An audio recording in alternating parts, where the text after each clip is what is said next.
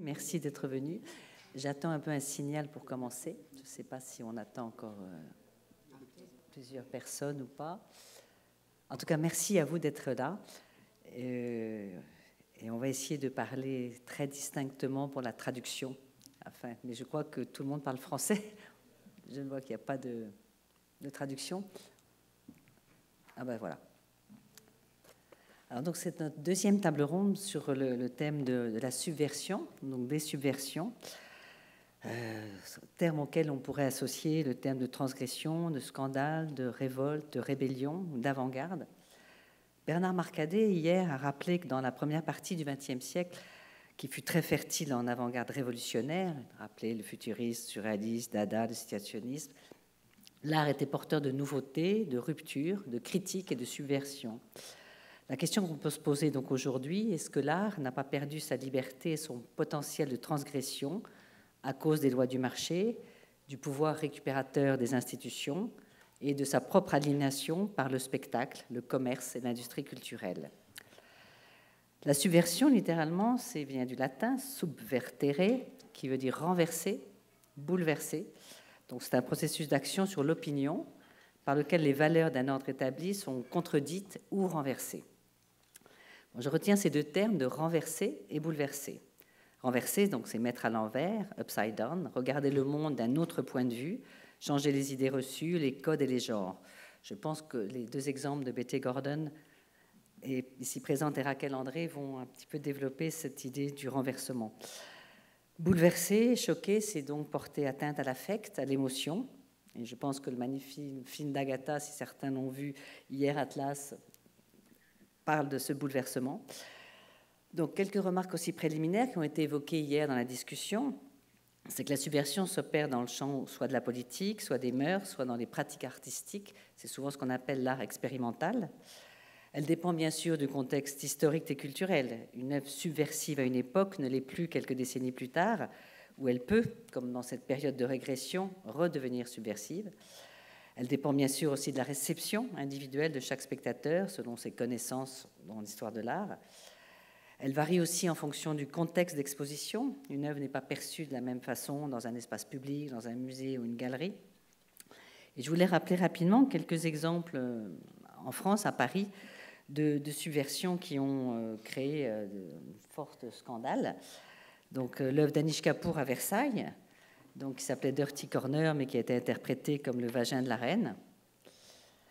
L'œuvre de Paul McCarthy, qui s'appelle Arbre, mais qui est en fait un sextoy, qui a été censuré. Très récemment encore, une œuvre de l'atelier von Lieshout, qui devait être présentée dans les Tuileries, Domesticator, qui a finalement, à cause de la censure de l'institution du Louvre, a été présentée au Centre Pompidou. Là, on a vu 3 exemples de subversion dans l'ordre de la sexualité. Mais je voulais vous montrer aussi un exemple de subversion dans une institution, mais de l'ordre du politique, une œuvre de Gary Hill, qui était installée dans le département des Antiquités orientales, qui, vous voyez, c'était 2 films donc, de temps qui roulaient dans le désert, au-dessus des sceaux cylindriques mésopotamiens. Et en fait, dans une des roues, comme vous le voyez peut-être ici, excusez-moi parce que l'image est très mauvaise, il faisait passer en petite boucle des extraits du discours de Ben Laden aux Américains après l'attentat donc de 2001. Et en fait, son œuvre était sur la destruction des empires, qui est aussi un texte qui était écrit sur toutes les tablettes mésopotamiennes. Et cette œuvre a voulu être censurée par le Louvre à cause du pouvoir subversif de ce message. Mais je voulais revenir d'abord à la subversion dans le champ artistique, du renversement des valeurs. Et évidemment, je voulais vous montrer cette image très célèbre de cette sculpture de Louise Bourgeois qui s'appelle Fillette. Là, on est vraiment dans le renversement. Ce qui est dur devient mou, ce qui doit être dressé, érigé est suspendu. Ce qui, normalement, est un phallus s'appelle fillette. Donc, non seulement est féminisé, mais en même temps minorisé au stade de l'enfance. Donc, pour moi, c'est évidemment un très bon exemple de subversion artistique. Je voulais aussi rapidement rappeler les pratiques artistiques des artistes des années 70, et particulièrement celle d'Annette Messager, que nous avions invitée à ce symposium, qui malheureusement n'a pas pu venir. Mais je voulais montrer quelques travaux récents de cet artiste. Bon, je crois que l'image part toute seule, hein, l'utérus comme à mon seul désir. Rappeler des pratiques assez anciennes, parce que la subversion dans les années 70 n'était pas uniquement de prendre le corps comme sujet, mais c'était aussi également revendiquer des pratiques populaires, traditionnelles, méprisées ou secondaires, comme la broderie, les journaux intimes, le découpage et le collage de photos. Et à cette époque où dominait l'art conceptuel, le pop art, ces petits albums collections, ces petits oiseaux, ces œuvres qui mélangeaient différents médiums, étaient révolutionnaires et ont donné une descendance très importante tant dans le sujet que la forme. On peut être aussi révolutionnaire dans la forme. Donc, pardon, je vous montre une de ces broderies. Je pense, donc je suce. Je pense que le jeu de mots, quand même, marche aussi dans toutes les langues. Et je passe à une autre œuvre plus tardive qu'elle a fait, qui, elle, a fait polémique. C'était un petit pins après les attentats de Charlie, qui s'appelle « Je suce Charlie ». Alors évidemment, c'était « Je suis Charlie », puisque à cette époque, tout le monde disait « Je suis Charlie », mais qu'elle a détourné très volontairement avec une orientation sexuelle érotique, une forme aussi de rendre hommage à l'esprit de révolte de Charlie. Mais bon, j'ai pris cet exemple-là comme c'était une œuvre double lecture qui peut porter à... Voilà. Une œuvre très importante dont on parlera peut-être, qu'on commentera, qui s'appelle « Mes approches sur le regard féminin du désir », puisque là aussi c'est un renversement du regard. Cette œuvre s'appelle « Mes approches » et c'est une succession de photos de braguettes, donc de corps masculin, qui est ici l'objet du désir. C'est aussi dans ces albums collections, cette histoire de mélanger féminin-masculin, de cette dimension comme ça phallique du corps de la femme, dessinée sur son sexe. Et puis ces œuvres récentes qui rappellent un peu ce qu'on a vu hier des performances des Femmes. Je suis mon propre prophète, Fuck your morale, Mes seins et ma force. Voilà. Ce dont nous a parlé un peu hier Geneviève Fraisse, c'est l'utilisation du nu féminin, du corps, comme un acte politique. Voilà, donc je vous présente rapidement les intervenants. On va commencer par Betty Gordon, donc, qui est une cinéaste américaine. Vous avez peut-être vu son très beau film qui est passé hier, qui s'appelle Variety, de 1983, mais elle a également fait Handsome Harry en 2009 et tout récemment The Drowning en 2016. Donc, ensuite, nous aurons une intervention d'Antoine D'Agata, photographe, cinéaste. Donc, vous avez peut-être vu aussi le film Atlas. Je laisserai Bernard Marcadet, qui a beaucoup travaillé avec Antoine D'Agata, le présenter. Ensuite, Laura Adler, historienne, écrivaine, biographe de femmes célèbres, qui nous parlera justement du pouvoir subversif de l'écriture féminine. Et puis Raquel André, artiste, performeuse, actrice, dont aussi vous avez peut-être vu pendant le festival la collection of Lovers. Donc, la question qu'on nous a posée, en fait, ce n'est pas nous qui avons choisi ce thème, c'est Paolo Branco et Antonio Costa, que je remercie vivement de cette invitation. Elle tourne aussi, surtout dans cette table ronde, autour de la question de la sexualité, de la pornographie, du désir féminin. On va voir que c'est quelque chose de très central chez ces trois artistes. Et il semble que ça soit finalement le seul sujet tabou, et donc toujours subversif, malgré les combats des féministes. Et on peut se demander aussi si est-ce que la subversion peut encore être artistique, de renverser la proposition. Non pas est-ce que l'art peut être subversif, mais est-ce que les actions subversives ont encore une dimension artistique. Et puis peut-être, en conclusion, savoir si finalement la vérité n'est plus femme, mais la subversion aurait pour nom femme. Donc je laisse la parole maintenant à Betty Gordon, et je vous remercie.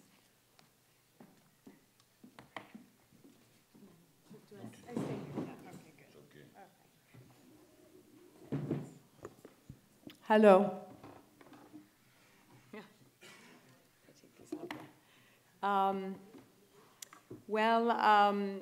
I'm speaking English, so I hope it's okay for you.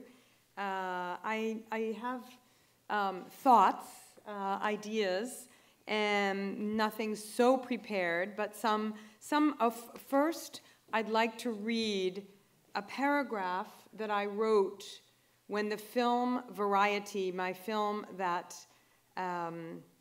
seems to gain more and more viewers the farther away from the moment in time it was made. And it's it's beautiful to think that something I thought was subversive in 1980, I think is still and maybe even more subversive today. This is what I wrote for the catalog of the Cannes Kazan Festival in 1984. And even the first 4 words, I think, are subversive words. I like to watch. What do you like to watch? But I like to watch a lot, more than simply children playing in a park. I like to watch movies and I like to watch porn. I have always been fascinated by the cinema and the secretive, voyeuristic pleasure I get from looking at people on the screen. Since the basic condition of cinema is an exchange of seeing and being seen, voyeurism and its flip side, exhibitionism, I wanted to make a film that raised these issues. In Variety, Christine, the main character, works in a porn theater and she sells tickets. The film is set in the world of the voyeur, but in this case, the traditional male role is reversed. Christine becomes obsessed with watching and following a male client. Her obsession is, in a sense, pornographic. Hitchcock has used the cool blonde female before, always as the object of the male gaze and fantasy. Christine usurps this position. She takes it back. She looks back. She is the sleuth, meaning the detective, in a thriller whose terrain is the language of desire. That's what I wrote then. I guess that's what I would still write now. In thinking about subversive, many words that I used to use when I began to make films, and as a woman filmmaker, I use the word disrupt. I use the word subvert. Sometimes I use the word interrupt, and sometimes intervention, to make an intervention, and sometimes to problematize, to make something a problem.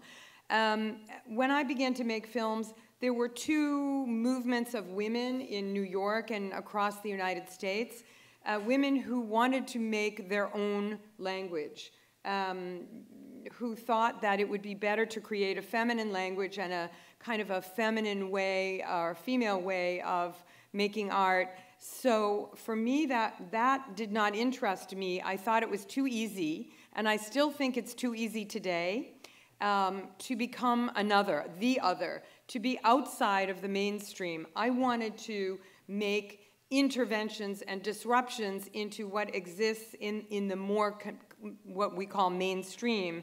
So I was never comfortable with some of the writers who were wanting to create, let's say, a female language, if that is even possible.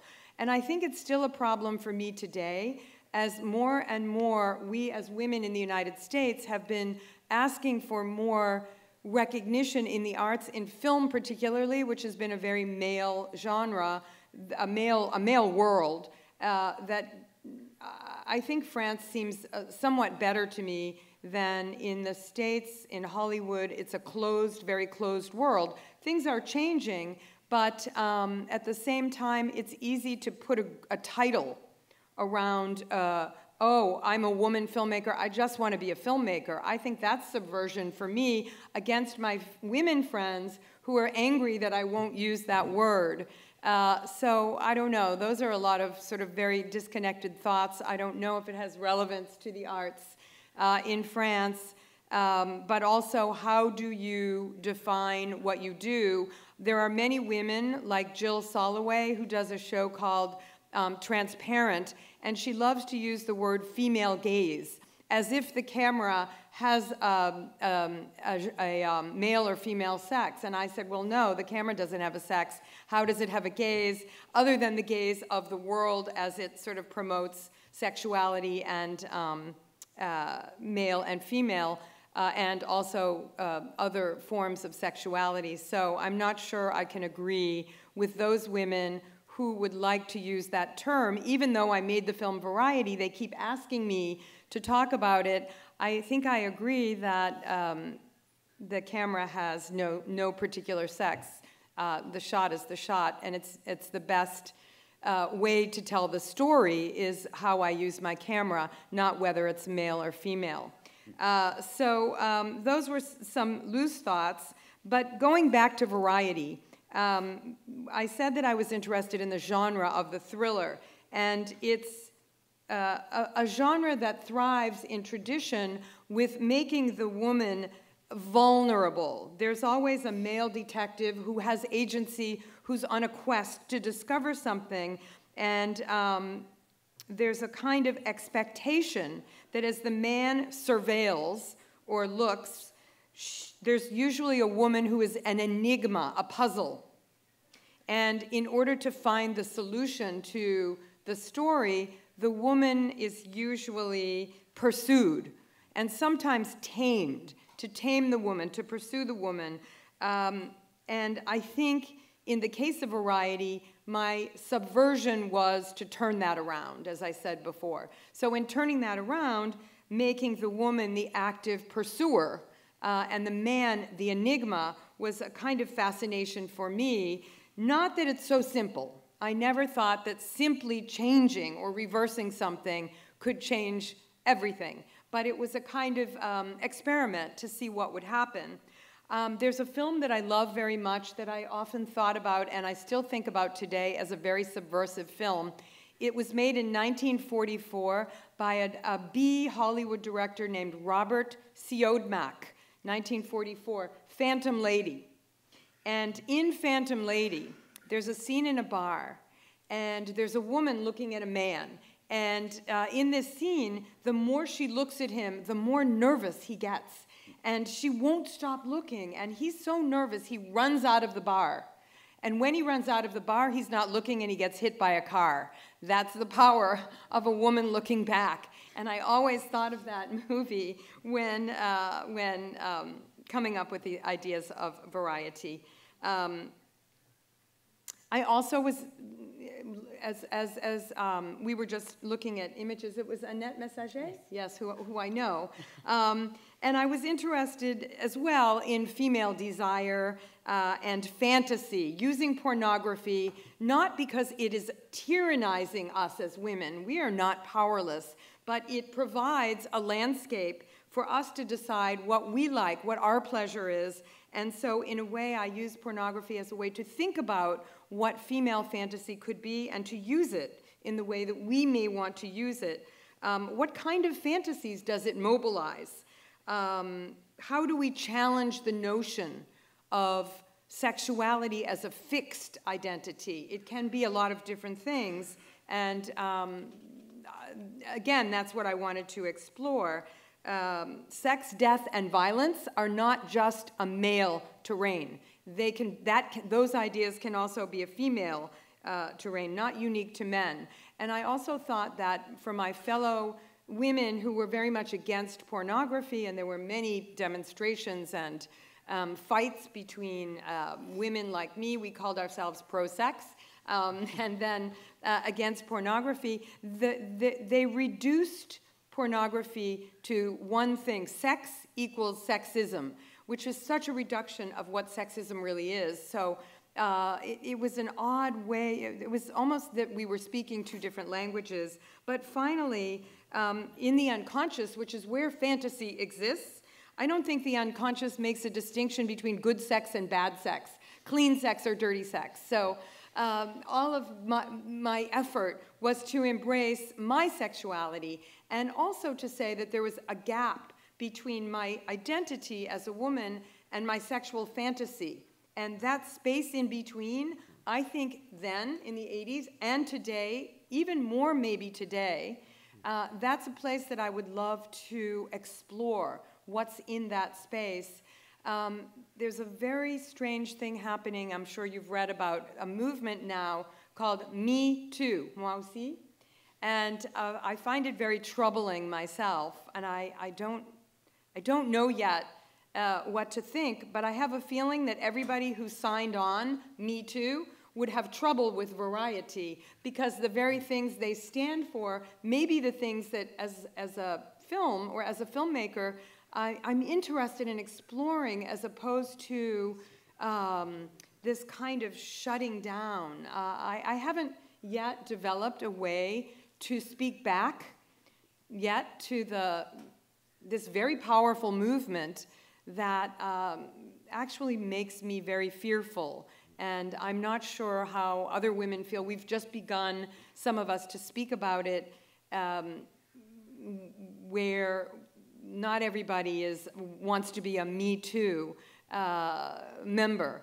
And at the same time, violence against women is a very real thing. And so how do we find a way to promote our sex, to promote our sexuality, to be able to do anything we want, and yet, you know, stand up for our rights?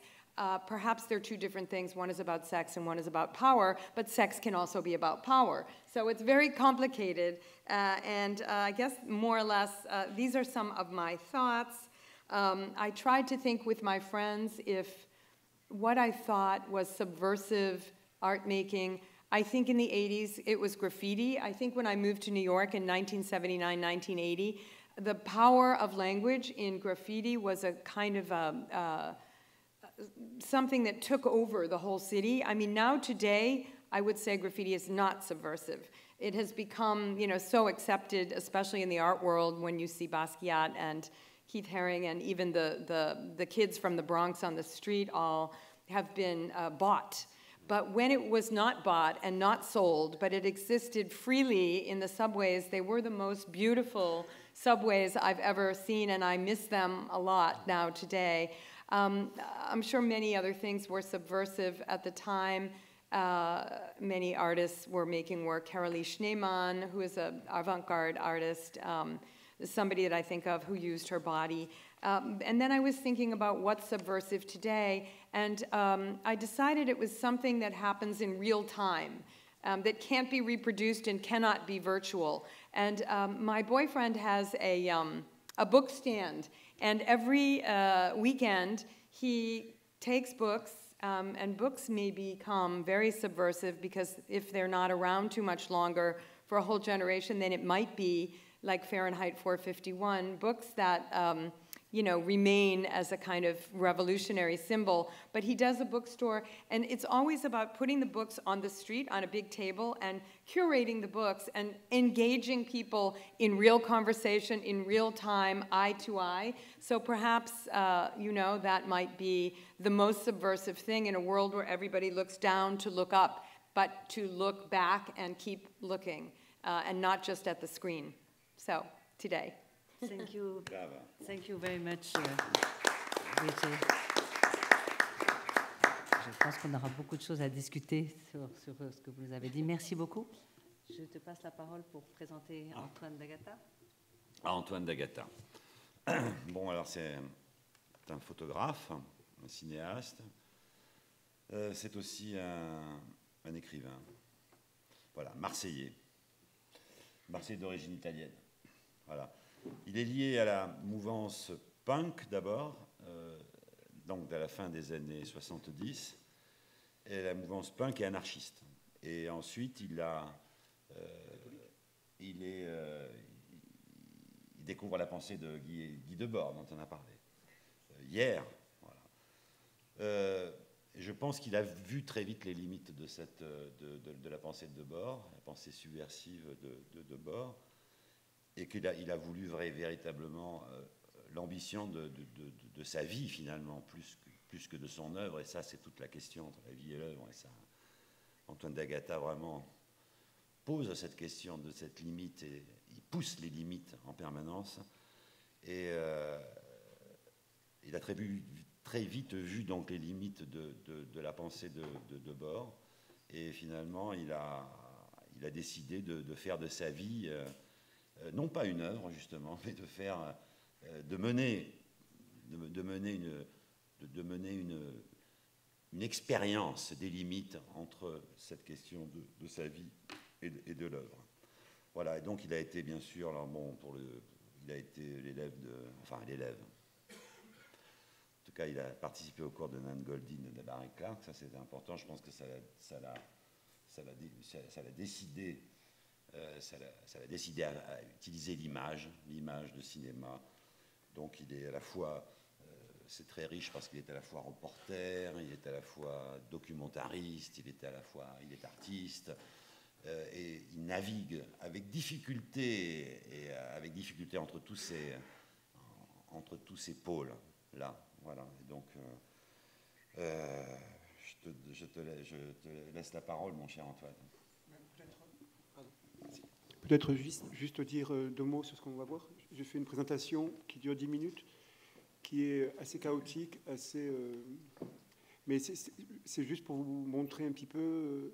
Ce que j'ai gardé de Debord, c'est cette nécessité, cette responsabilité qu'on a chacun d'entre nous, à la fois de comprendre, de critiquer, d'analyser le contexte dans lequel on vit, social, économique, politique, et en même temps, et peut-être surtout, de générer une position propre au sein de ce contexte-là. Et ce que j'ai fait longtemps avant la photographie, pendant une quinzaine d'années, j'ai vécu sans parler, sans écrire, sans rien faire. Et je suis venu bien plus tard à la photographie comme un compromis, par nécessité de trouver la force de continuer. Donc ce qu'on voit là, c'est un petit peu ces 20 dernières années. Hier, on a vu des images, un film où j'ai beaucoup écouté. Là, j'écoute pas trop. Là, on voit ma perspective, un peu bornée, un peu obsessive, un peu vaine parfois peut-être. Mais en tout cas, l'essentiel aujourd'hui n'est pas de comprendre quoi que ce soit, ou d'arriver à où que ce soit, c'est de ne pas renoncer, de ne pas lâcher, de ne pas céder. Donc voilà, on regarde ça. Absolument. Merci.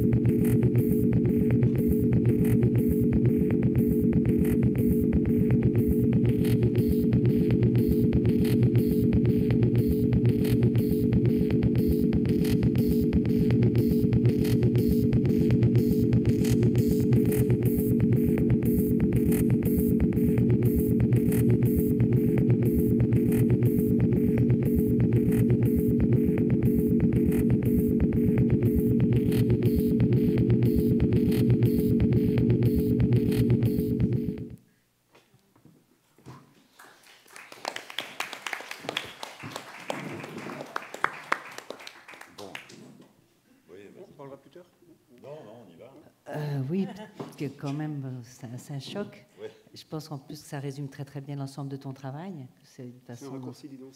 un raccourci, mais qui donne une bonne idée dans le choix des images. Ce qui est intéressant aussi, dont on parlera peut-être, c'est ton immersion dans. Tu es à la fois celui qui prend l'image, mais tu es aussi dedans. Ce qu'on voit aussi dans Atlas.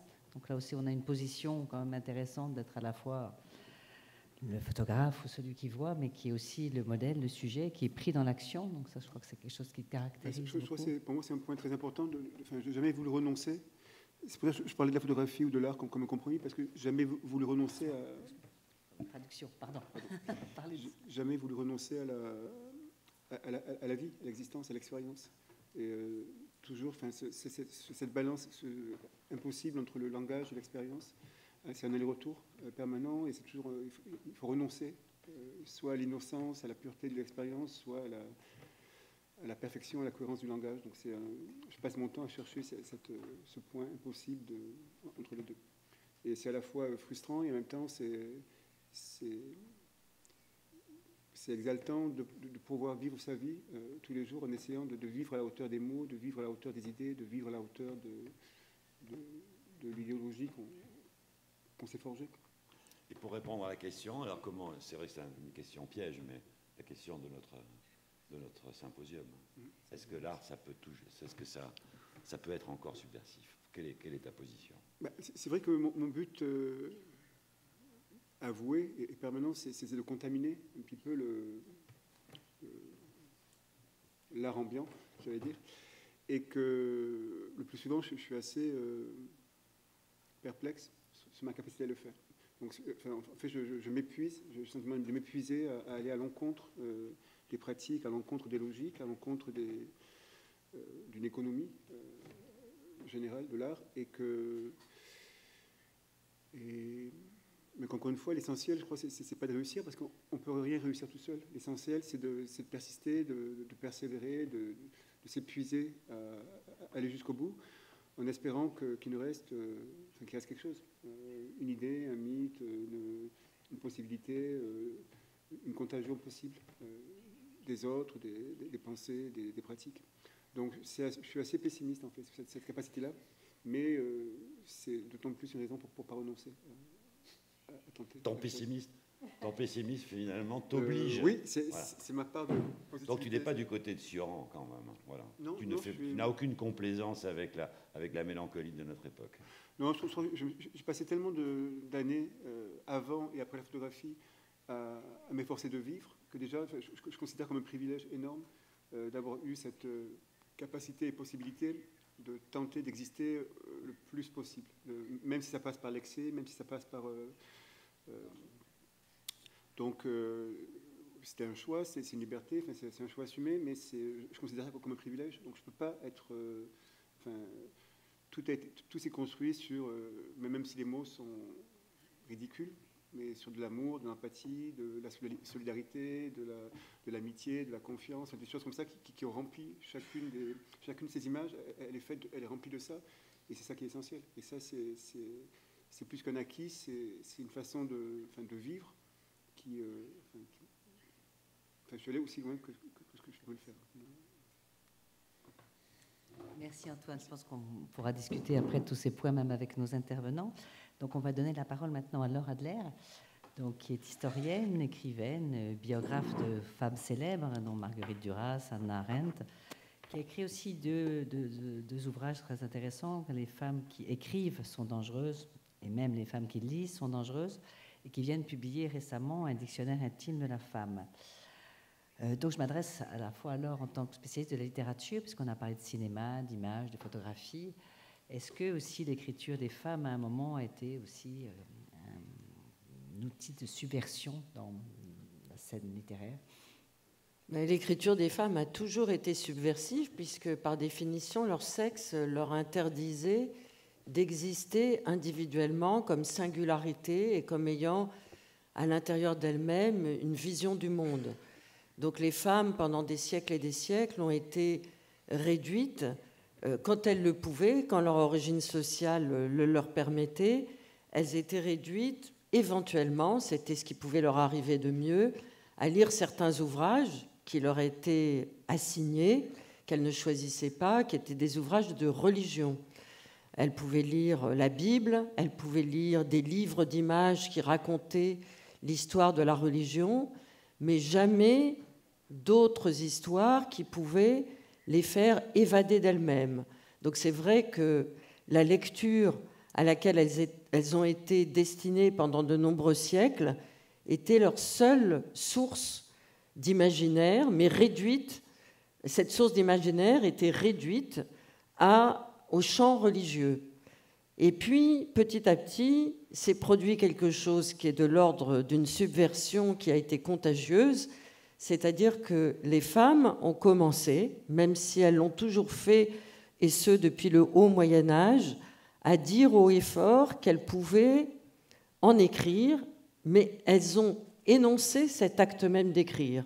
Et en l'énonçant, cet acte était subversif, parce que ça pouvait dire non seulement qu'elles pouvaient le faire, qu'elles savaient le faire, mais aussi, dans la contagion de ce qu'elles pouvaient produire elles-mêmes dans leur solitude, qu'elles pouvaient être lues par d'autres. Et c'est comme ça que cette subversion de la lecture est devenue progressivement une possibilité, et ce par la lecture, de la croyance pour certaines femmes qu'elles pouvaient en écrire. Et qu'à partir de là, ce champ de l'écriture, qu'elles ont utilisé depuis le haut Moyen-Âge, soit pour dire des choses sur la religion, soit pour dire des choses de l'ordre de la poésie de l'amour, et c'est le moment justement de la courtoisie de l'amour qui a permis à des femmes comme par exemple Christine de Pisan de pouvoir faire double subversion à la fois soi-disant en termes de religion, mais en fait en termes d'élévation de l'amour comme acte religieux. Et petit à petit, et ça s'est démocratiquement diffusé particulièrement au XIXe siècle, et là je parle de l'Europe et plus particulièrement de la France, c'est par l'intermédiaire de la possibilité de la lecture à des classes sociales qui n'étaient pas réduites à la royauté, à la haute bourgeoisie, mais qui s'est démocratiquement diffusée à l'intérieur de la bourgeoisie et de la toute petite bourgeoisie, dont on a vu l'émergence justement au milieu du XIXe siècle, que la lecture est devenue une pratique tellement subversive parce qu'il y avait à ce moment-là la naissance des journaux, à l'intérieur des journaux, beaucoup diffusé la naissance des feuilletons à l'intérieur de ces journaux. Ces feuilletons racontaient des histoires d'amour, et à partir, ces feuilletons étaient confiés à des grands écrivains.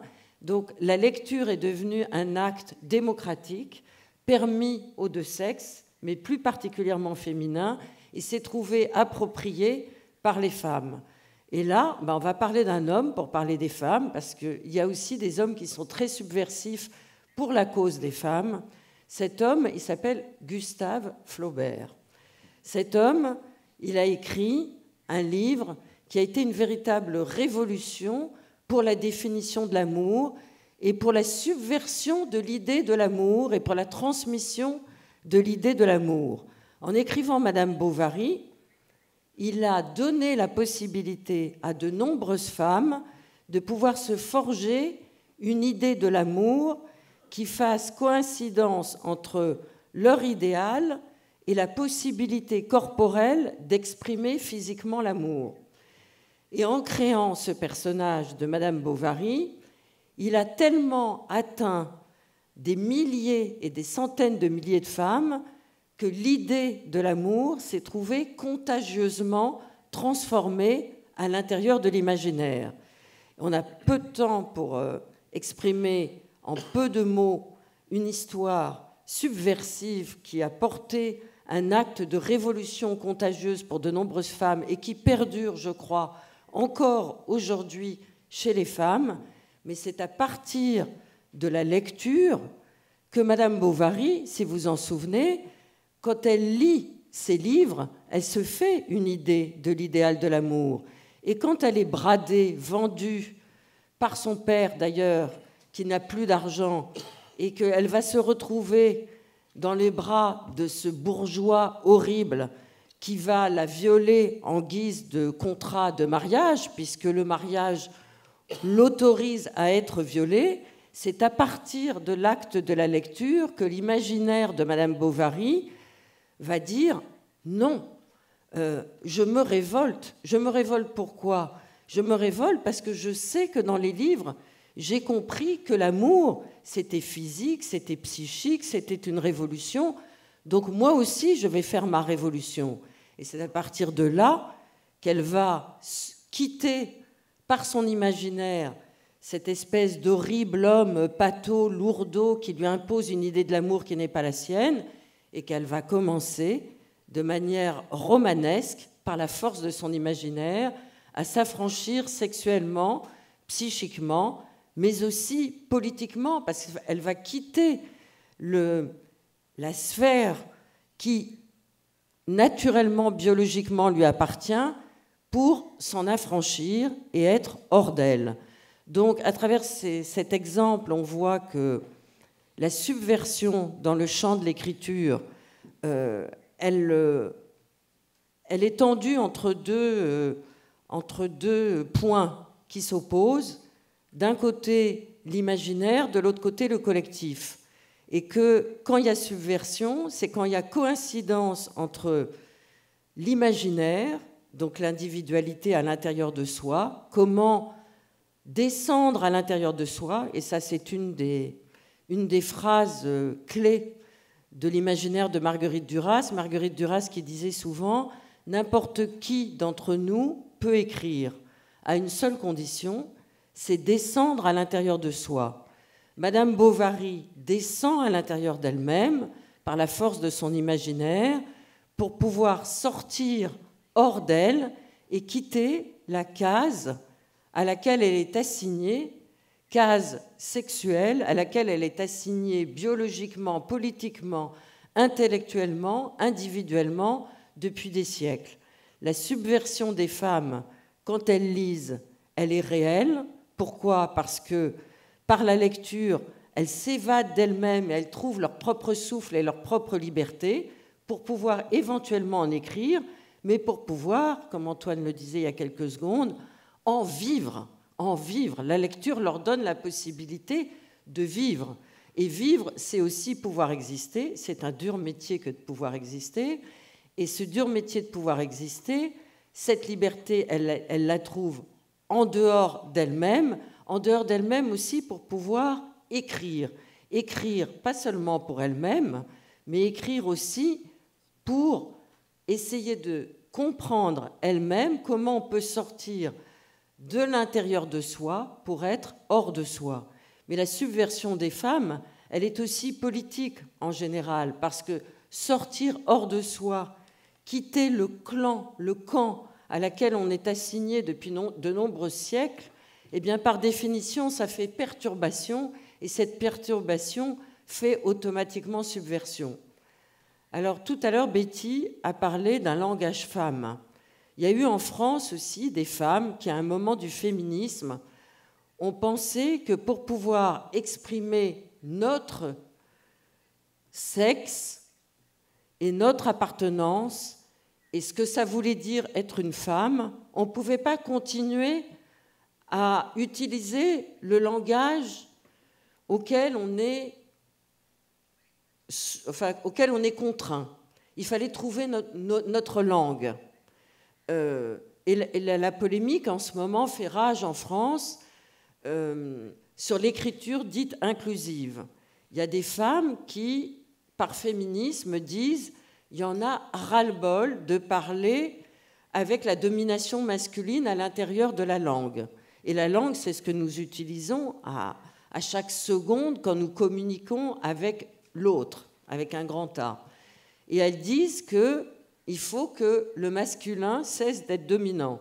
Le gouvernement a pris, il y a 3 jours en France, une décision, je ne sais pas pourquoi d'ailleurs notre Premier ministre a trouvé opportun de réagir automatiquement, 24 heures après la polémique, pour dire du haut de son pouvoir masculin que l'écriture inclusive était close et qu'il n'y aurait pas de débat. Sans doute pour donner quitus à l'Académie française, où, comme vous le savez, il n'y a que des hommes, très peu de femmes, qui a dit que ça serait une révolution horrible si l'écriture devenait inclusive, c'est-à-dire si on récupérait du féminin à l'intérieur de la langue française, mais que certains accords et certains participes comprendraient au sein de la langue que le féminin n'est pas forcément le dominé, en permanence le dominé et celui qui n'existe pas.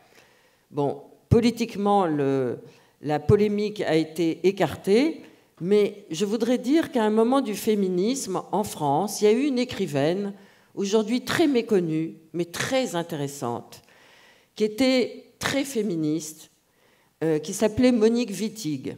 Monique Wittig, j'espère qu'on va la redécouvrir en France, parce qu'à partir de l'écriture et de sa recherche de ce que ça voulait dire être du sexe féminin, a essayé de créer une langue. Et elle l'a créée.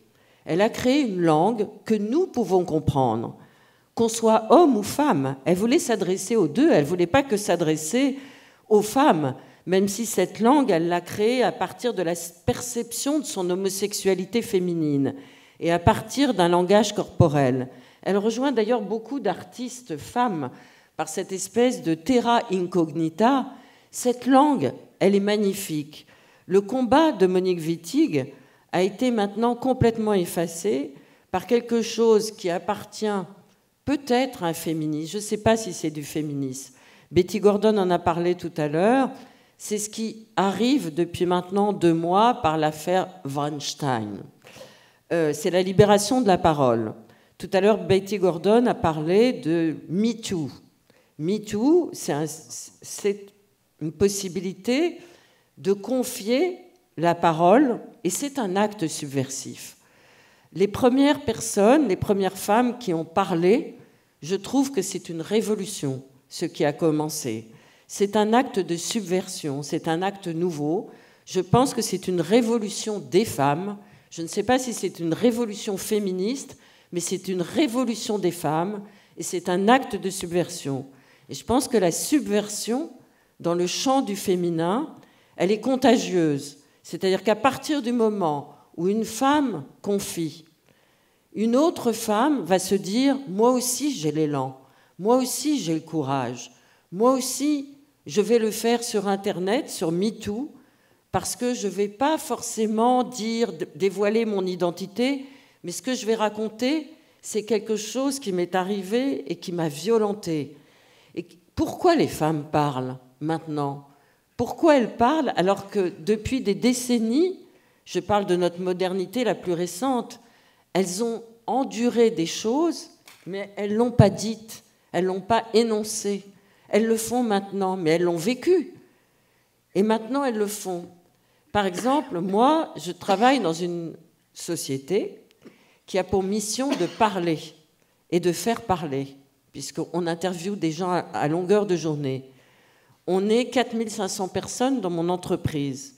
À partir du moment où les sites de parole ont commencé à exister, un site pour le harcèlement et le harassement sexuel s'est ouvert le lendemain dans la maison qui s'appelle Radio France où je travaille, où notre métier c'est de parler, de faire parler.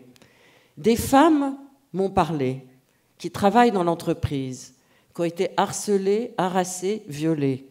Elles n'ont jamais voulu parler à l'intérieur du site de Radio France. Elles m'ont parlé à moi, en me demandant de ne pas dire de qui elles avaient parlé. Les personnes qui continuent à parler dans mon entreprise et qui sont des hommes et qui ont fait du harcèlement et qui ont violé des femmes dans des bureaux continuent à parler. Alors là, on est dans quoi? On est dans la transgression, on est dans la subversion, on est dans le début du dévoilement de quelque chose.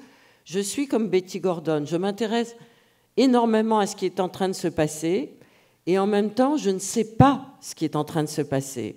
Parce que ce qui est en train de se passer est en train de réduire notre identité sexuelle de femme uniquement à des femmes qui sont harcelées, qui sont violées, qui ne savent pas se défendre, qui n'ont pas de possibilité d'expression de notre propre sexualité, alors que nous sommes des bombes sexuelles, que nous avons montré depuis des décennies dans des révolutions féministes que c'était aussi par notre sexualité que nous existions pleinement, et c'était un grand combat, alors que nous avons obtenu l'intégrité de notre corps, alors que nous avons obtenu le droit au plaisir, alors que nous avons obtenu la dissociation de la reproduction sexuelle par rapport au plaisir sexuel, alors que nous avons obtenu le droit à l'avortement, alors que nous avons obtenu d'être des femmes à part entière, même si nous n'étions jamais des mères, et ça a été un combat ancestral.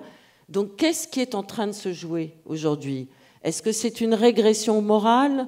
Est-ce que c'est un mode de féminisme qui nous restreint à un clan, à un camp, à une réduction de notre identité sexuelle, à être que des dominés et à n'exister qu'en sortant hors de soi la manière dont les hommes nous ont dominés? J'espère que non.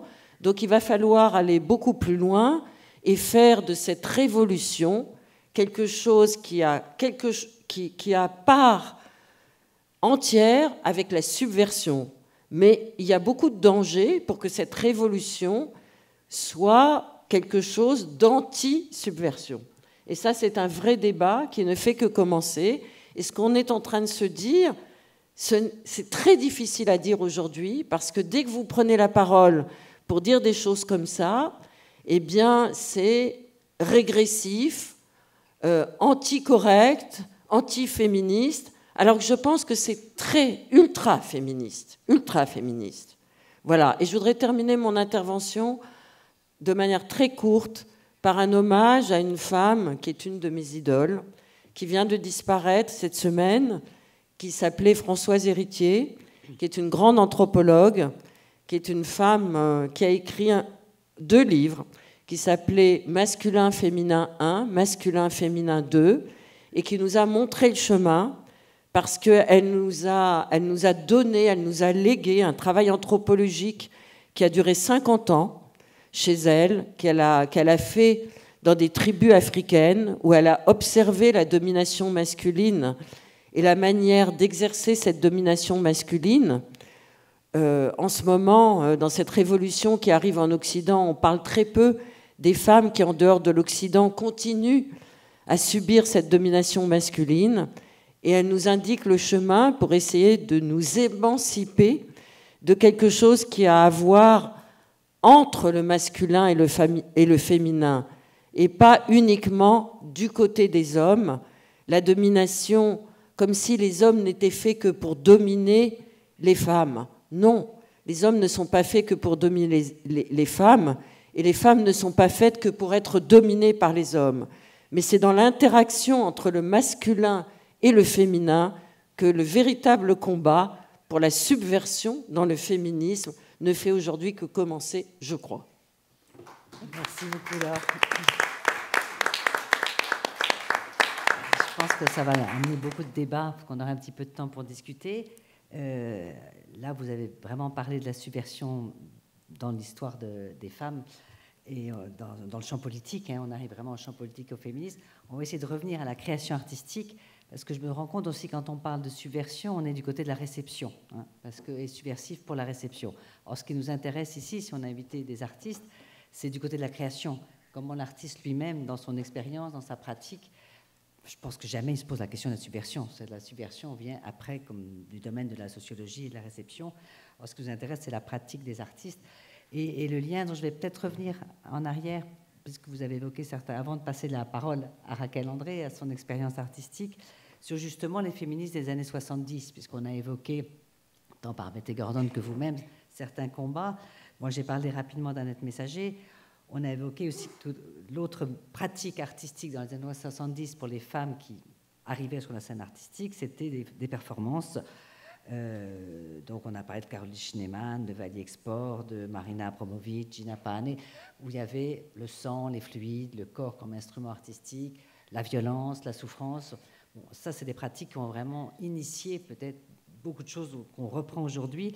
Et ce qui m'intéresse, c'est quand on revoit des artistes comme hier Deborah Robertis ou aujourd'hui Raquel André, c'est que finalement elle se situe dans cette descendance de ces premières femmes performeuses et de leur action politique, mais il y a un passage à l'acte.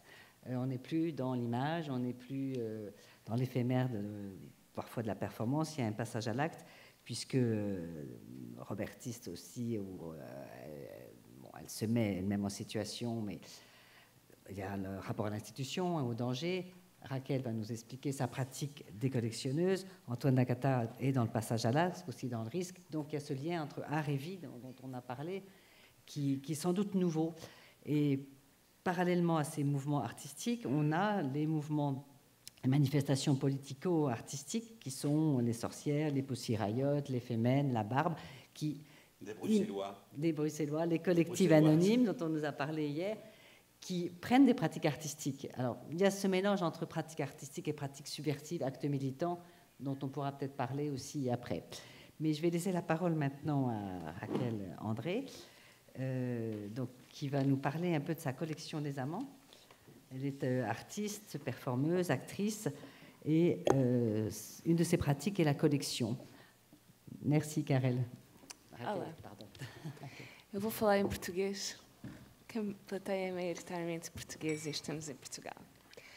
Eu não sou dos anos 70 nem dos anos 80, sou uma jovem artista portuguesa que também nos últimos anos morou no Brasil, portanto acho que tenho uma realidade de trabalho um bocadinho diferente e estou interessada em pensar se esta pergunta pode a arte ainda ser subversiva, como é que reverbera no meu trabalho. Nunca parei para pensar sobre isso. Então eu fui procurar o significado da palavra subversão e deparei-me com esta definição.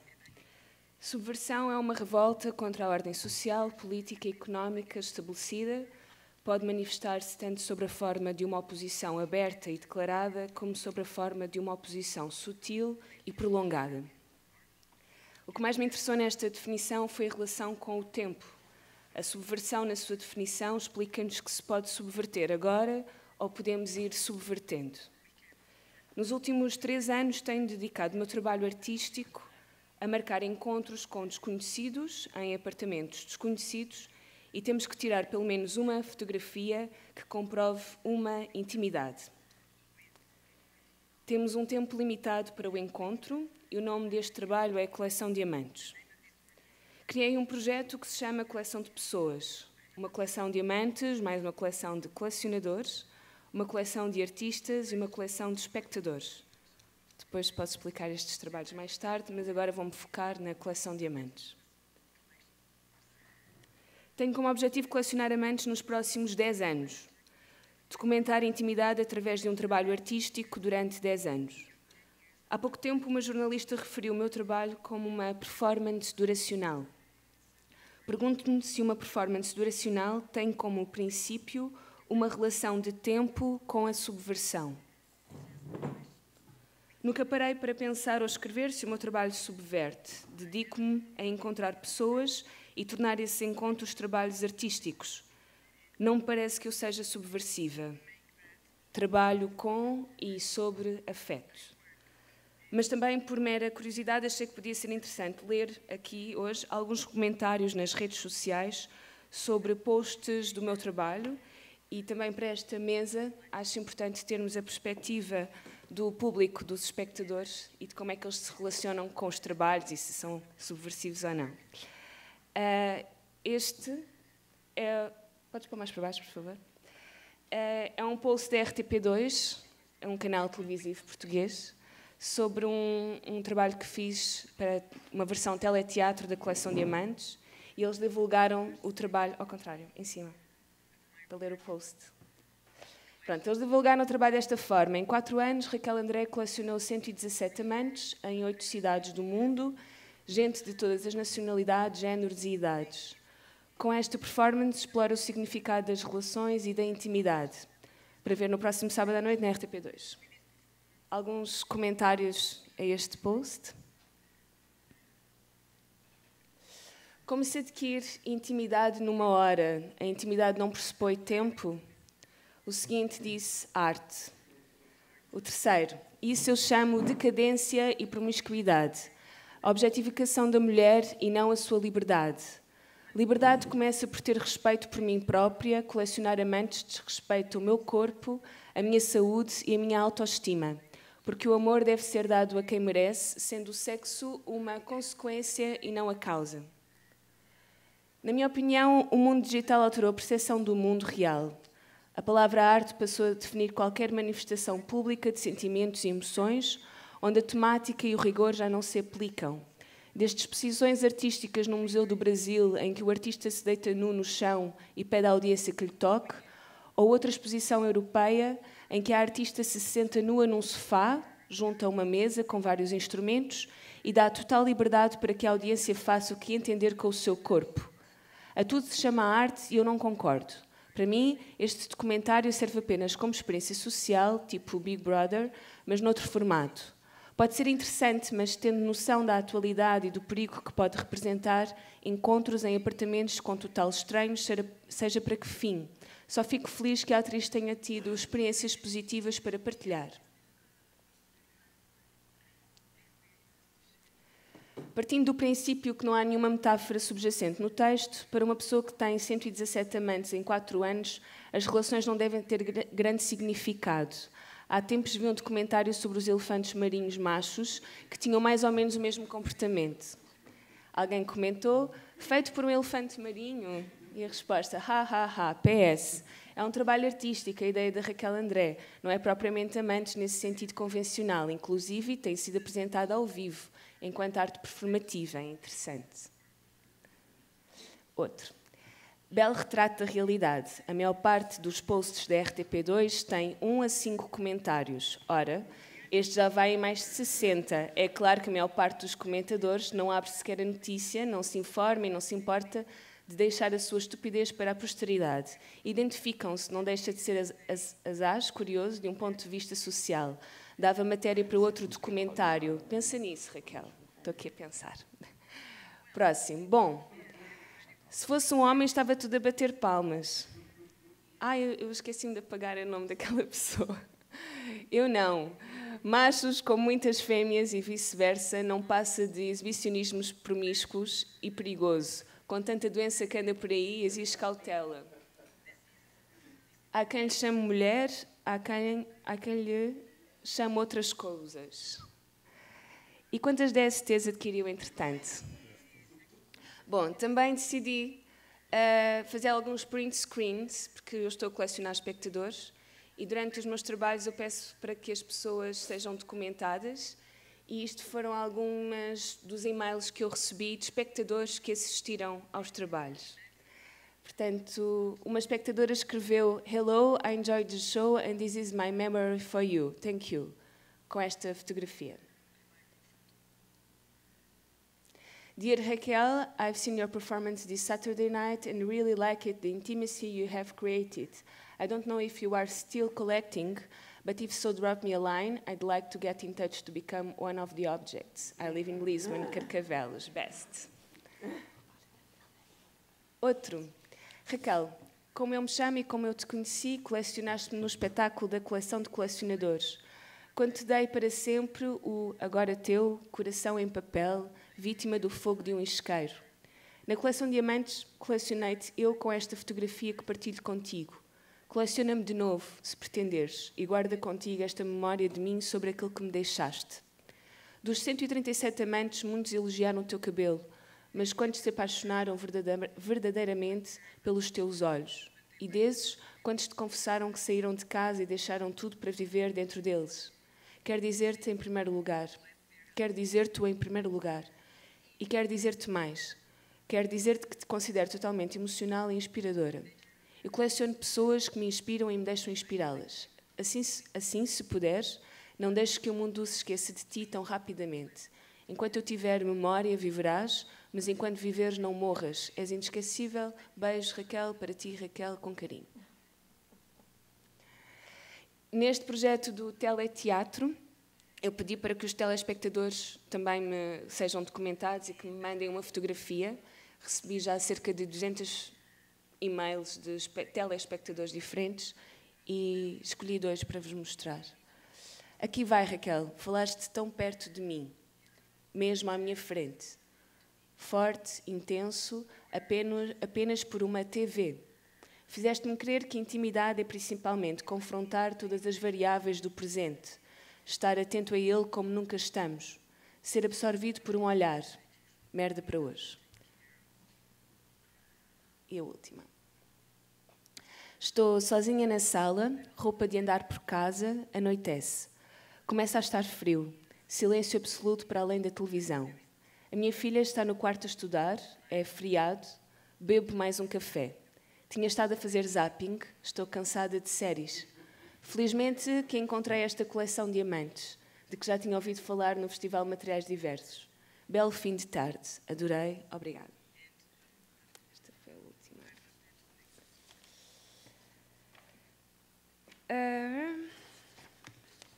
Acho que é isto. Todos estes materiais fazem parte do meu trabalho, apenas vos mostrei alguns exemplos de onde ele reverbera, além dos próprios encontros e dos próprios espetáculos. É isto, obrigada.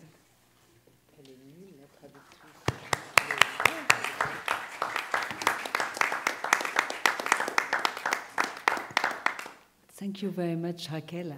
We speak in English. I'm so sorry. I couldn't understand everything because my didn't work. So I could read a little of the Portuguese. I hope I understand the main thing. There is several interesting things in your art, in your action. It's a relation with internet. Now, how to collect, how to have this, all this. It's a part of the work, I imagine, the mail and all the correspondence between your lovers. And also the principle of the collection. Because we know already a lot of artists like Annette, Sophie Calle, who make collection. Even Antoine is a kind of collectioner when he has several. This is not collection, it's repetition, kind of obsession to have not just one experience, but several. You told you have 137, so it's a lot. So can you tell us a little more about the process of collecting and why do you want to collect? Yes, I'm just starting to collecting people, so it's 4 collections: the collection of lovers, collection of collectors, and the collection of artists and collection of spectators. In the collection of lovers, I met people that I don't know, and I'm coming to their houses, and we have to take at least one picture to comprove an intimacy. So it's about what is intimacy and how we can comprove it. And that's impossible. It's about the impossibility of to collect ephemeral moment, to keep that. And I have a theater show to show the collections, and it's an ongoing project, so I will taking for collecting lovers for 10 years. So I'm in the 4th year, and I start the collection of collectors, where I'm going to the people houses, and I work there. I'm work with the video, and I ask the people to talk about their lives through the objects they collect. And I have a theater show where I shows the collectors. And the collectors, a collection of artists, I will start in next year. So I will ask the artist to give me a work of art, and I will not document it by photo or by video. I just will use my own body. And in collection of spectators, every shows I'm collecting the audiences. So by every shows that I'm doing, in the collection of lovers and in the collection of collectors, I'm collecting the spectators by my book of the collection of lovers and by the teletheater work. So here I just show some comments by the internet about the collection of lovers, because have a medium impact just because of the name. So it's about that. And I think it's important to understand how the spectators think about our work, if it is a subverse or not. Because for me, it's not important. I'm just working. So I think it's important to know what the spectators and the public think about that. And by Facebook, they think about maybe I'm not doing a work of art, but for the spectators that I'm collecting, they have a big relation with me about intimacy. They just send me pictures of their houses, of their intimacy. So I'm interested to think about that. Oui, il y a La Collectionneuse, c'est un film d'Éric Rohmer, assez intéressant. Et puis il y a Annette Messager qui s'est, avant d'être artiste, Annette Messager, avant d'être artiste, elle disait qu'elle était collectionneuse. Parce qu'au début, elle a commencé de manière timide en collectionnant. Et ensuite, donc elle avait l'espace de la collectionneuse, où elle collectionnait énormément de choses. Mais c'était des images essentiellement. Et de l'autre côté, elle avait son espace artistique. Ensuite, il y a une connexion entre l'espace de la collectionneuse et ce qui est extraordinaire, évidemment, avec vous, Raquel André, c'est encore une fois le passage à l'acte. On n'est plus dans la fiction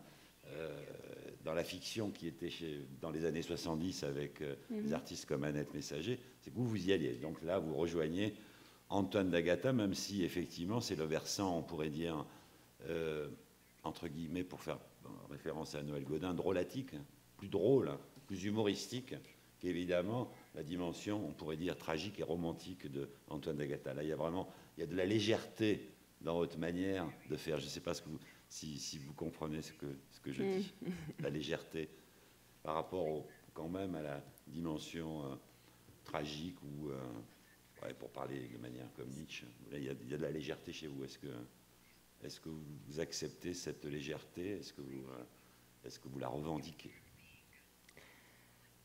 I'm not sure about that, because I have a little bit tragic moments too. So this is not my work. I'm just showing the comments on the internet, because the stories that I have with the lovers and the meetings, they are real, and the intimacy, it's not so lightness.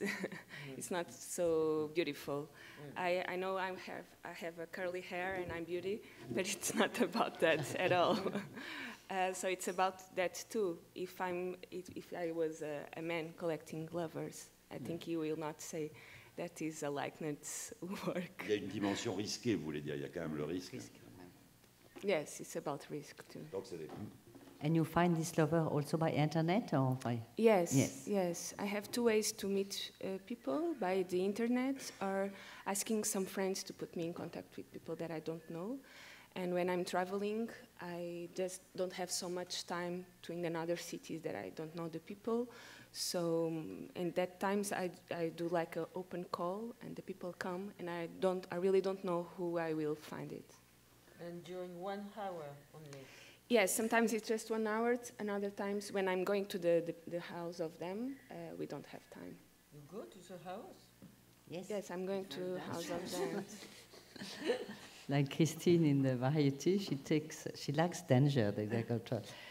Je voulais poser aussi une question à Laure Adler, puisque là, on pourrait revenir à cette fameuse phrase que le privé est politique, que l'intime est politique. Elle nous a beaucoup parlé de littérature, mais on ne lui a pas posé la question piège. Qu'est-ce qui, pour elle, aujourd'hui, dans l'art, dans la création, garde son pouvoir de subversion? Est-ce que pour elle, il y a encore des œuvres d'art qui, en tant que spectateur, pour elle, exercer ce pouvoir de subversion Oui. Difficile question. Pardon. En tout cas, dans le domaine du théâtre, oui. Si on prend le domaine du théâtre, il y a des femmes qui font des choses qui sont de l'ordre de la subversion. Je prendrai par exemple quelqu'un qui est peut-être connu au Portugal, mais elle est espagnole, elle s'appelle Angelica Lidl. En France, elle a eu son heure de gloire. Maintenant, elle est moins aimée parce que je pense qu'à force d'être subversive, elle s'est brûlée elle-même. Et elle s'est répétée, et comme elle a mis son corps en offrande et comme sujet principal de toutes ses créations, alors elle a commencé par la subversion politique, puisqu'on a commencé à la connaître en France par ce qui se passait au Mexique, et qui continue à se passer d'ailleurs, qui est très bien expliqué par ce grand écrivain qui s'appelle Roberto Bolaño, c'est-à-dire qu'en ce moment même, au Mexique, à la frontière du Mexique, il y a des femmes qui sont violées tous les jours, et après être violées, comme leur vie ne vaut rien et que les hommes qui les violent considèrent que c'est pas la peine de les laisser vivre parce que d'une part, ils pourraient être poursuivis, emprisonnés et avoir des problèmes avec la justice, eh bien, ils les tuent. Et donc, Angelica Lidl a commencé en France par une subversion politique en nous parlant de ces femmes qui sont violées tous les jours dans cet endroit du Mexique, et elle parlait d'elle-même. Ensuite, petit à petit, au cours des années, elle a pris uniquement son corps comme possibilité de réflexion. Et là, elle s'est montrée, si j'ose dire, elle s'est dénudée progressivement de plus en plus. Elle s'est montrée nue.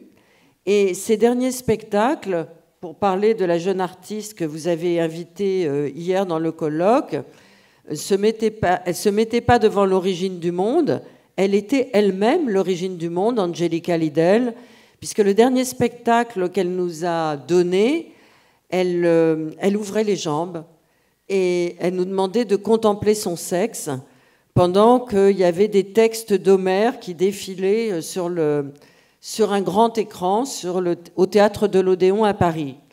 Alors voilà quelqu'un qui reste dans l'ordre de la subversion, mais sa subversion est tellement,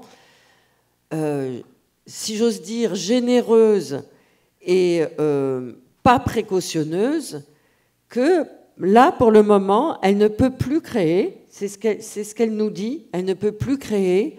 Elle est épuisée. Elle ne peut plus sortir de chez elle. Et pour le moment, elle est dans un cycle de dépression et elle ne sait pas si elle va pouvoir continuer.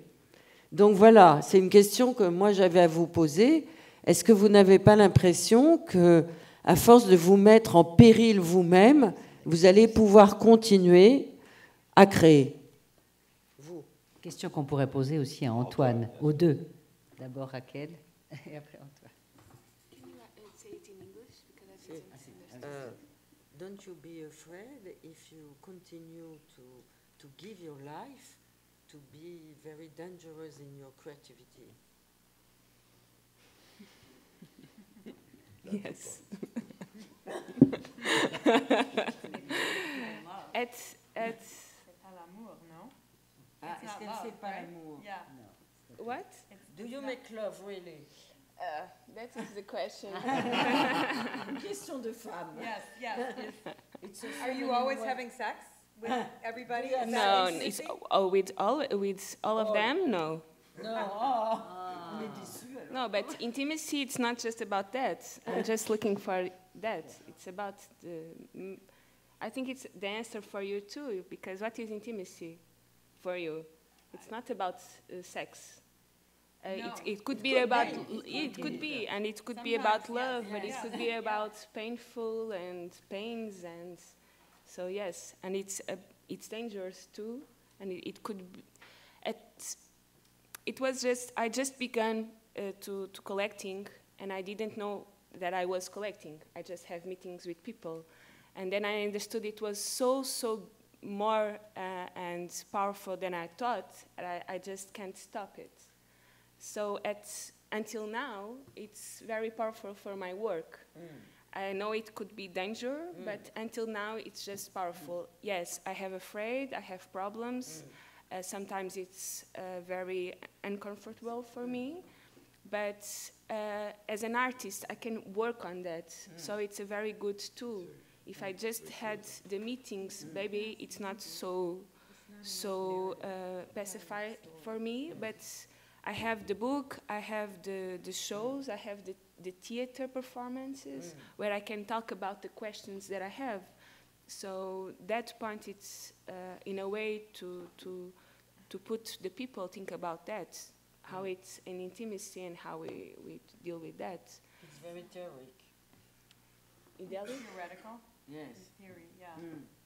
I mean, have you ever fallen in love with one of your... Of course. Yeah. That's the Yeah. question. Of course. Yes, many. Yes. So then what Also happens? many. So then, What happens in our lives? You just fall in love and you don't fall in love and life is changing. Oui, and it's Antoine, that. d'ailleurs, tu peux réagir parce que c'est exactement la question. Pour toi. Moi, en ce qui me concerne, c'est vrai qu'il y a une vraie usure, il y a un vrai épuisement, mais qui sont dus au fait que toutes ces histoires que je photographie, que je filme, qu'elles durent une nuit, un mois, 6 mois, la plus longue a duré 7 mois, avec une de ces femmes, et il y a toujours cette volonté d'aller le plus loin possible. Et ça passe par les émotions, les sentiments, par une relation absolue complète, très exigeante, très ambitieuse, et le fait de casser les schémas professionnels de la rue, pour imposer cette proximité, cette relation, pour une fois qu'on a les images, une fois qu'on a la parole, une fois que tout est là, on sait qu'on va tout casser pour continuer à passer à l'histoire suivante. C'est ça qui détruit, en fait, ça détruit tout à l'intérieur. Donc c'est très compliqué, et c'est une des raisons pour lesquelles je suis aujourd'hui épuisé et j'ai du mal à continuer. L'autre raison, c'est la capacité qu'a le système culturel à tout intégrer, tout régurgiter, tout rentabiliser. Et ça, c'est épuisant aussi parce que voilà, on est en permanence dans un état de récupération et on se démène comme on peut pour... voilà, c'est l'autre... C'est plus qu'un risque, c'est l'autre réalité de la position. Peut-être il y a des questions dans la salle.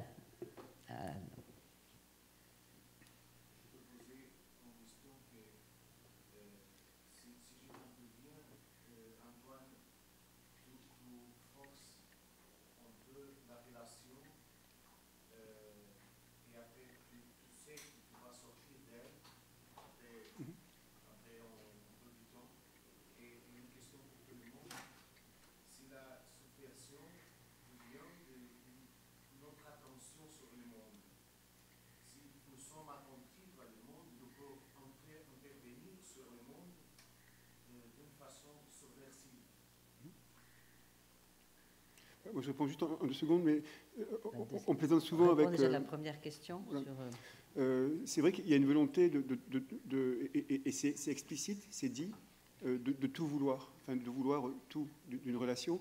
Et la plupart des femmes dans les images, dans les films, ce sont des femmes qui sont des professionnelles de ne rien donner, de tout vendre et rien donner.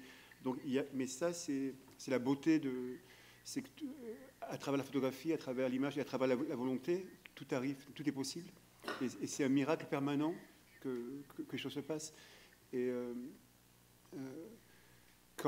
mais tout tient à cette volonté de ma part de vouloir plus et de leur part d'exister au-delà de leur destin qui est misérable, tragique.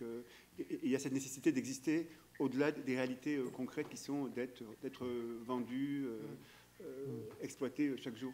Donc je crois qu'il y a une corrélation qui se fait, même si les positions sont très différentes, on n'est pas du tout dans la même position, mais il y a une énergie commune qui se crée et qui permet cette aventure commune. Je vous laisse répondre pour le reste. Et la seconde question, est-ce que quelqu'un veut répondre? C'était quoi déjà? Vous pouvez répéter la deuxième question sur l'attention au monde, c'était ça?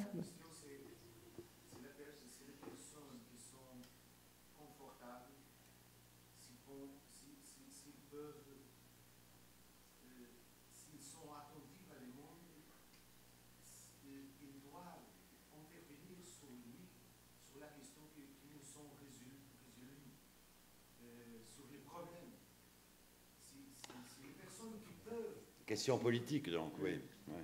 Mais là c'est, oui, je pense qu'Antoine est vraiment, et Raquel ou Betty de la même manière. Je pense qu'il y a eu un changement de paradigme, comme on dit, sur la question de la subversion. C'est-à-dire, longtemps, c'était les grandes idées, ce qu'on appelle les grands récits, la révolution, voilà. Et on a vu que ces grands récits, ce qu'ils ont donné, c'est-à-dire le communisme, le fascisme, hein, finalement. Voilà. Et donc, du coup, je pense que depuis les années, depuis la moitié oui, à partir de 68, on pourrait dire, à partir de 68, on s'est déplacé sur des questions qui sont moins héroïques et c'est donc la question de la vie quotidienne. Et ça, c'est là où les situationnistes, évidemment, ont été très, très importants pour déplacer la question du politique du côté, c'est comment tu baises, comment tu possèdes, voilà. C'est ça les vraies questions révolutionnaires, finalement. Quel est ton rapport aux femmes, voilà. Et c'est nécessairement donc l'intimité qui est arrivée dans l'art, et particulièrement au travers du travail des femmes, est une question nécessairement politique. Et de la même manière, chez Antoine Lagata, qui n'est pas un travail, on ne pourrait pas dire que c'est un travail très féminin, mais le fait que cette relation entre sa relation intime à la femme, aux femmes, est nécessairement, là aussi, et ce qu'il a montré, effectivement, c'est que entre son travail, entre guillemets, qu'il appelle lui de jour, et son travail qu'il appelle de nuit, de plus en plus, d'ailleurs, cette frontière étant...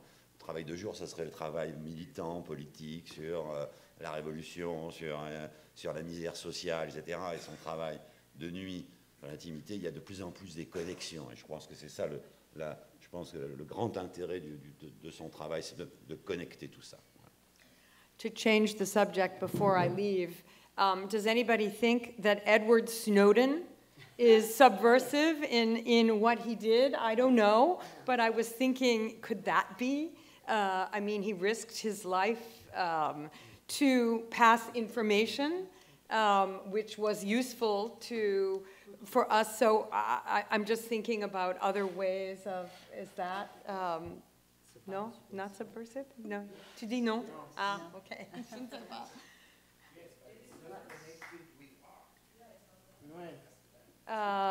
But could it be? Yeah.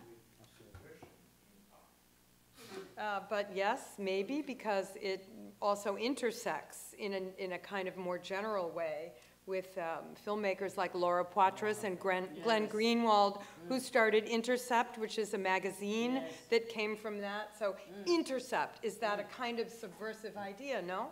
I don't know. Intercept. Yes, it's called the magazine, is what can we intercept out there to make something else of? It's a kind of art. Est-ce qu'il y a d'autres questions? Ah, Noël. Un petit commentaire à faire. Enfin, je suis fort excité car un nouveau concept subversif a été mis en avant ce matin, celui des collections séditieuses. Alors, collectionnons les diverses formes de contamination de l'art ambiant, collectionnons les divers styles d'amour libérateur, collectionnons les modes d'encouragement aux nouvelles formes de guérilla imaginative et ludique contre notre société phallocratique en marchande. Voilà la subversion.